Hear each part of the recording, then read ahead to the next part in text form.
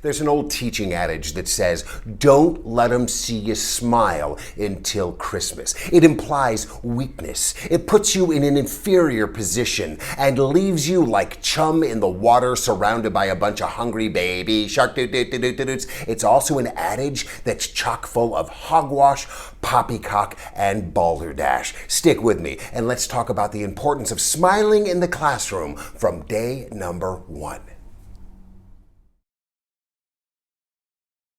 Hi, and welcome to Classroom Confidential. My name is Christopher Youngren, and I'm a middle school ELA teacher in Tucson, Arizona. Here on this channel, I share tips and strategies I've used both online and in person, things that keep me sane and my students engaged. I'm delighted to share my ideas and experiences with you. So welcome.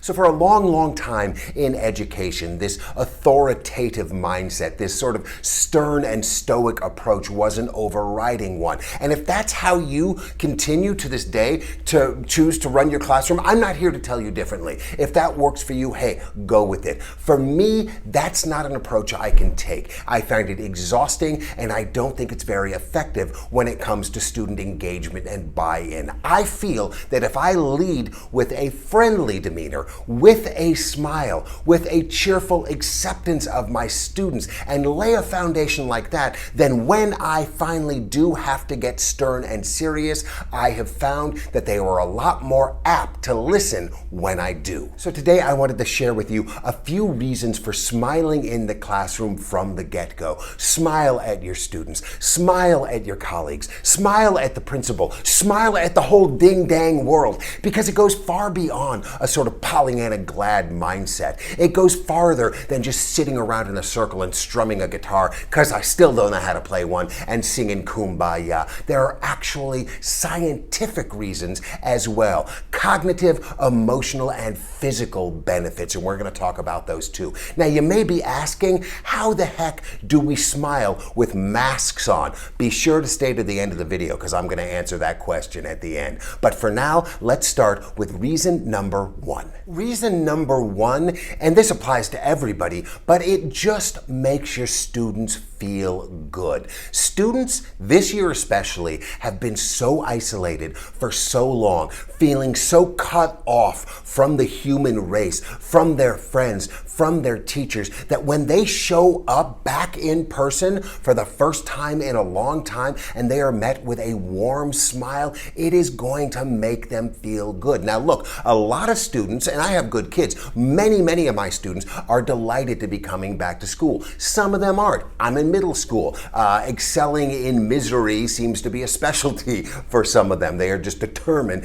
to be miserable. But here's the thing, when you smile at somebody who's miserable, even if they don't return the smile, their brain tricks them. They have what are called mirror neurons, and the brain recognizes your smile, and the brain responds to you as if it were smiling, even if their face is doing no such thing. And it has the same effect on their body. So don't give up on these kids that don't seem to be accepting, because those are the ones that probably need it more than anyone. Smiling tells your students that you are glad to see them and that their very presence makes you happy. It shows that they are having a positive effect on at least one person. And again, after being isolated, after all this distance learning that we've been through, or even after an average summer vacation, to come back and to be met with a teacher who sees you and recognizes you and gives you a smile from the get-go, you are going to know that that person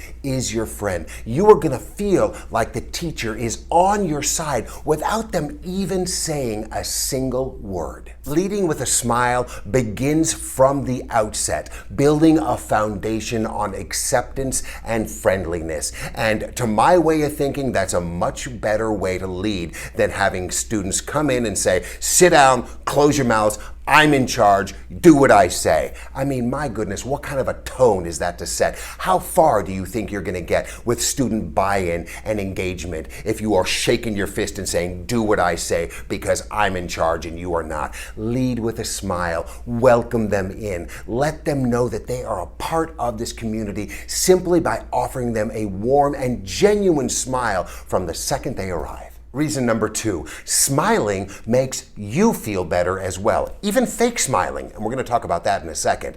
But when you smile, you feel better. When you feel better, you are going to lead better. You are going to be much more of the teacher that your students need, especially now. Keep in mind, you've been through it too this year. Everybody's had an incredibly challenging year, and coming back to in-person is going to be a little uncomfortable for students and teachers alike. Heck, I've been a little uncomfortable myself, but there's always a period of adjustment when you come back to school, even after just a typical summer, and there's going to be that getting to know you period. So if you lead with a smile, it is going to physiologically put you in a better place than it would if you led with a frown or just kind of a blank face or just sort of standoffish stoicism. Trust me. Actually, don't trust me. What do I know anyway? But trust science. Trust psychologist William James, who was one of the first people to suggest that our brain doesn't just control our body,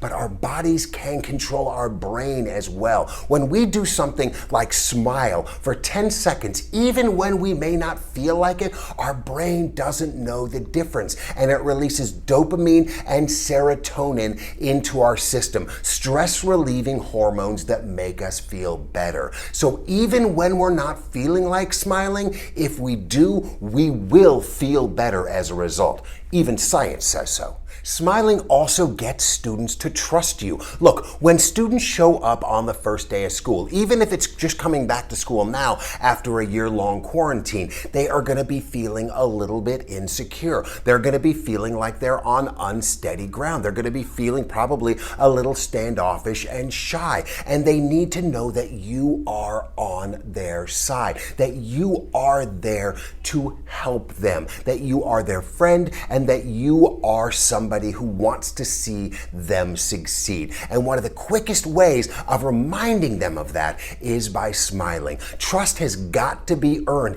Even if you've been on Zoom with these students for the majority of the year, when they come back in person, things are different, and you have to reassure them that the person they were on Zoom and the person you were on Zoom, and whatever bond and foundation of trust that you've established there also applies in the in-person classroom.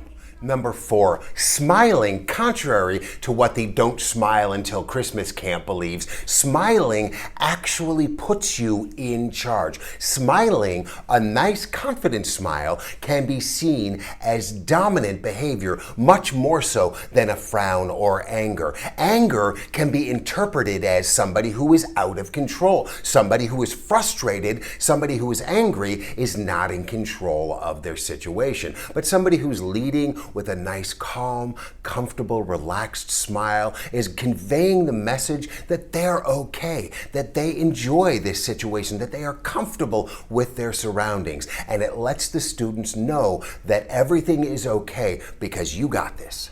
And finally, smiling actually makes your job easier. It puts more vim in your vigor. It puts more pep in your step. It's much easier to get through a day with a positive mindset, even if you have to trick yourself into one, than it is by griping and grousing your way through the day, through the week, through the year. These darn students, this darn admin, this darn quarantine, this darn coronavirus, it's exhausting. But even if we have to trick our brains into believing we're happy, by smiling for 10-second intervals at a time, it's a much better way to go than the alternative. If you don't believe me, just give it a try. Comment down below and let me know how it works. Let me know if you were able to trick yourself into feeling better even on days that seem like they'd never end. So that's all fine and dandy, Lord. It's like a hard candy Christmas in a normal year. But what about now, when we're back in person and everybody's wearing these lovely things? How on earth can a student see you smile through a mask? Well, let's try a little experiment. I'm going to show you 2 shots of me and see if you can tell in which shot I'm smiling. Are you ready?